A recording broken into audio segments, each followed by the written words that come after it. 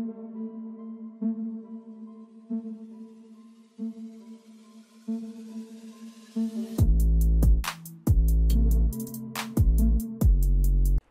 स्वागत है आपका आज की हमारी इस वीडियो में। दोस्तों सुपर सुखोई अपग्रेड को लेकर एक नई अपडेट आई है।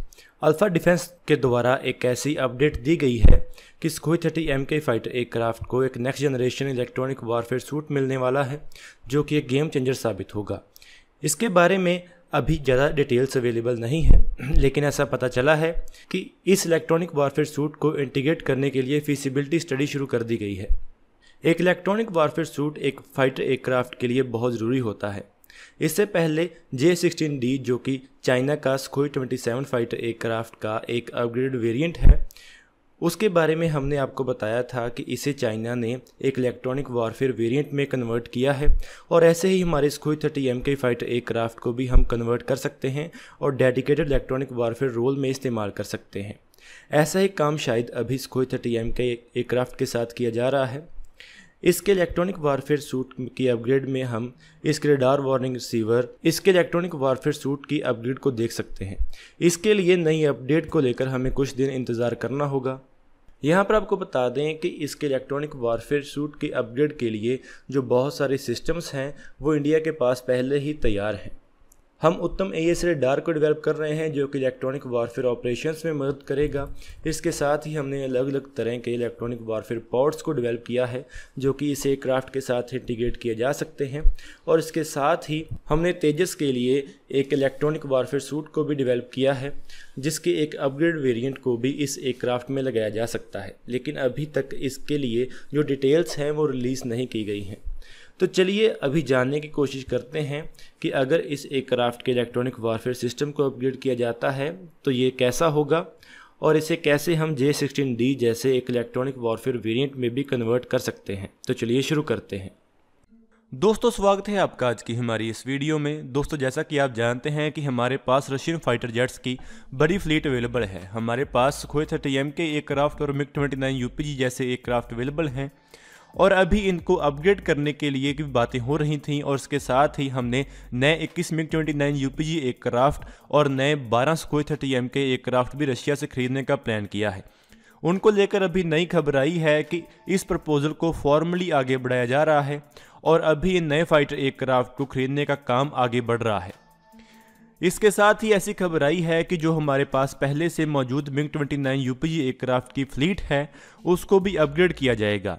यहाँ पर आपको बता दें कि इससे पहले ऐसी जानकारी तो आ गई थी कि जो नए MiG-29 UPG एयरक्राफ्ट खरीदे जाएंगे उनमें कुछ नई अपग्रेड्स की जाएंगी, और इसके साथ ही उनमें एक नया एडवांस्ड AES रडार होगा।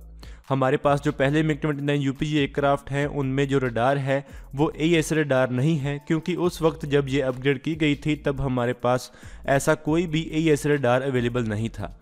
लेकिन अभी ये रडार अवेलेबल है, तो इसीलिए इंडियन एयरफोर्स चाहती है कि जो नए एयरक्राफ्ट खरीदे जाएं उनमें भी एक नया AES रडार आए, और जो पुराने एयरक्राफ्ट हैं उनमें भी ऐसी अपग्रेड्स की जाएं। इसके अलावा इन नए एयरक्राफ्ट और इन पुराने एयरक्राफ्ट में कुछ और अपग्रेड्स भी की जाएंगी, जिनमें एक सॉफ्टवेयर डिफाइंड रेडियो की अपग्रेड शामिल है, अल्टीमीटर की अपग्रेड शामिल है, और उसके साथ ही ऑटो टेक ऑफ और लैंडिंग सिस्टम की अपग्रेड भी शामिल है। इसके साथ ही ऐसी खबर आई है कि जो सुखोई 30 MK एयरक्राफ्ट की अपग्रेड है, जैसे कि हम सुपर सुखोई अपग्रेड भी समझ सकते हैं, उसको लेकर भी प्रपोजल अभी मिनिस्ट्री ऑफ डिफेंस के आगे रख दिया गया है। ऐसी जानकारी मिली है कि MiG-29 UPG एयरक्राफ्ट को अपग्रेड करने के लिए और जो सुखोई 30 MK एयरक्राफ्ट को अपग्रेड करने के लिए जो प्रपोजल हैं वो अभी टेबल पर हैं, लेकिन अभी ऐसी जानकारी क्लियर नहीं है कि ये जो प्रपोजल है वो इंडिजिनस है या रशियन है। यहाँ पर आपको बता दें कि रशियंस ने भी हमें एक अपग्रेड प्रपोजल ऑफर किया था, लेकिन बाद में ऐसी खबरें आई थीं कि हम रशियन प्रपोजल को लेकर आगे नहीं बढ़ेंगे, बल्कि हम हमारे खुद के इंडिजिनस अपग्रेड करेंगे, और जो अपग्रेड करने के लिए मटेरियल चाहिए वो हमारे पास अवेलेबल है। और इसके साथ ही HAL के चीफ ने भी हाल ही में एक ऐसा बयान दिया था कि हमने इस एयरक्राफ्ट के लिए जो इंडिजिनस अपग्रेड है उसको हमने मिनिस्ट्री ऑफ डिफेंस को प्रपोज किया है, और हमारे पास पूरी कैपेबिलिटी है कि हम इस अपग्रेड को खुद कर सकें। तो ऐसा हो सकता है कि ये इंडिजिनस अपग्रेड का जो प्रपोजल हो वो HAL वाला ही हो। और इसके साथ ही जो नए 12 सुखोई 30M के एयरक्राफ्ट खरीदे जा रहे हैं उनके साथ ऐसी खबर है कि इसकी जो एस्टिमेटेड कॉस्ट थी वो 10,730 करोड़ रुपए थी। तो इसको लेकर काफ़ी सवाल उठाए जा रहे थे कि केवल 12 सुखोई 30M के एयरक्राफ्ट के लिए इतनी बड़ी कॉस्ट क्यों दी जा रही है। तो इसके साथ एक ऐसी नई अपडेट आई है जिसमें ऐसा बताया गया है कि इस कॉस्ट में नए एडवांस इलेक्ट्रॉनिक वारफेयर कैपेबिलिटीज़ भी शामिल हैं और इसके साथ ही एडिशनल सप्लाईज और स्पेयर्स की डील भी शामिल है। लेकिन यहाँ पर ऐसी क्लैरिटी नहीं दी गई है कि ये एडवांस इलेक्ट्रॉनिक वारफेयर कैपेबिलिटीज़ कौन सी हैं। तो यहाँ पर हम ये समझ सकते हैं कि सुखोई 30M के एयरक्राफ्ट जो अभी हम रशिया से खरीद रहे हैं उनके साथ जो पैकेज डील की गई है उसमें एडवांस इलेक्ट्रॉनिक वारफेयर कैपेबिलिटीज़ भी शामिल हैं, जो कि हमारे नए 12 सुखोई 30M के एयरक्राफ्ट को ज़्यादा कैपेबिलिटी प्रोवाइड करेंगी और इनको एक बड़ा ऑपरेशनल बूस्ट मिलेगा। और जो नए 21 MiG-29 UPG एयरक्राफ्ट की अपग्रेड की जाएगी उनमें नए लेटेस्ट एवियोनिक्स और इलेक्ट्रॉनिक वारफेयर स्वीट्स लगाए जाएंगे और इसके साथ ही जो पुराने 59 UPG एयरक्राफ्ट हैं उनको भी और अपग्रेड किया जाएगा। और जिसकी कीमत के बारे में आपको जानकारी दे दें तो इसकी कीमत को 7,418 करोड़ के ऊपर एस्टिमेट किया गया है। दोस्तों यहाँ पर आपको बता दें कि जो MiG-29 UPG एयरक्राफ्ट और सुखोई 30M के एयरक्राफ्ट हैं ये हमारी फ्लीट का एक बहुत बड़ा पार्ट हैं। चाहे कि हमने नए एडवांस राफेल एयरक्राफ्ट खरीद लिए हैं तो फिर भी हम इन पुराने एयरक्राफ्ट को नज़रअंदाज नहीं कर सकते हैं। ये अभी भी हमारी फ्लीट के बैकबोन हैं और इनको अपग्रेड करना बहुत ज़रूरी है, इसीलिए इस अपग्रेड को लेकर आगे बढ़ा जा रहा है। यहाँ पर आपको बता दें कि इस नई अपग्रेड के साथ हमारे MiG-29 UPG एयरक्राफ्ट और सुखोई 30M के एयरक्राफ्ट एक बहुत हद तक एडवांस लेवल पर आ जाएंगे और ज़्यादा एडवांस फाइटर एयरक्राफ्ट के साथ कम्पीट करने की स्थिति में होंगे। इसके साथ ही आपको बता दें कि हमारे सुखोई 30M के एयरक्राफ्ट की अपग्रेड के लिए जो रडार है उसके ऊपर काम चल रहा है और इसके लिए जो रडार चुना गया है वो इंडिजिनस उत्तम AES रडार है। इस रडार का इस्तेमाल तेजस मार्क 1A एयरक्राफ्ट में किया गया है और इसको लेकर भी ऐसी खबर आ गई है कि जो तेजस मार्क 1A एयरक्राफ्ट में रडार इस्तेमाल किया जाएगा वो बड़ा रडार होगा और जो जैगवार डैरिन 3 अपग्रेड में रडार इस्तेमाल किया गया था उससे ज़्यादा बड़ा रडार तेजस मार्क 1A एयरक्राफ्ट में इस्तेमाल किया जाएगा।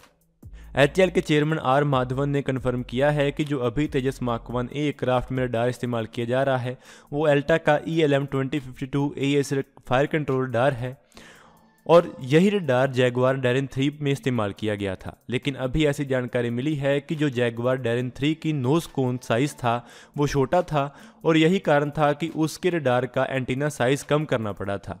लेकिन अभी जो तेजस मार्क 1A एयरक्राफ्ट है उसका नोज कोन बड़ा है और इसमें एक बड़ा एंटीना लगाया जा सकता है। और इसके साथ ही ऐसी खबर मिली है कि जो जैगवार एयरक्राफ्ट में रडार लगाया गया था उसमें 500 से ज़्यादा ट्रांसमीटर रिसीवर मॉड्यूल्स यानी कि TR मॉड्यूल्स लगाए गए थे। लेकिन जो तेजस मार्क 1A एयरक्राफ्ट है इसमें बड़ा एंटीना लगाया जाएगा तो इसमें जो TR मॉड्यूल्स होंगे वो 700 से 800 की रेंज में होंगे। और यहाँ पर आपको बता दें कि जो हमारा उत्तम AES रडार है वो तेजस मार्क 1A एयरक्राफ्ट के लिए ही खास तौर पर डेवलप किया गया था तो उसमें भी इतने ही TR मॉड्यूल्स की क्षमता होगी और इसको हम हमारे नए एयरक्राफ्ट के नोज कोन के साइज़ के हिसाब से स्केल कर सकते हैं यानी कि बड़ा कर सकते हैं। और यहाँ पर आपको बता दें कि हमारे तेजस मार्क 2 एयरक्राफ्ट में जो उत्तम AES रडार इस्तेमाल किया जाएगा वो बड़े साइज़ वाला होगा और जो हमारा सुखोई 30M के एयरक्राफ्ट होगा उसमें भी इसी रडार का ही एक बड़ा वर्जन इस्तेमाल किया जाएगा जिसमें 1200 से ज़्यादा TR मॉड्यूल्स होने का अनुमान लगाया गया है। यानी कि ज़्यादा TR मॉड्यूल्स के साथ ये AES रडार ज़्यादा कैपेबिलिटी प्रोवाइड करेगा। तो दोस्तों आज की इस वीडियो में इतना ही। अगर आपको ये वीडियो अच्छी लगे तो आप इसको जरूर लाइक और शेयर करें। Thanks for watching this video. जय हिंद, जय भारत।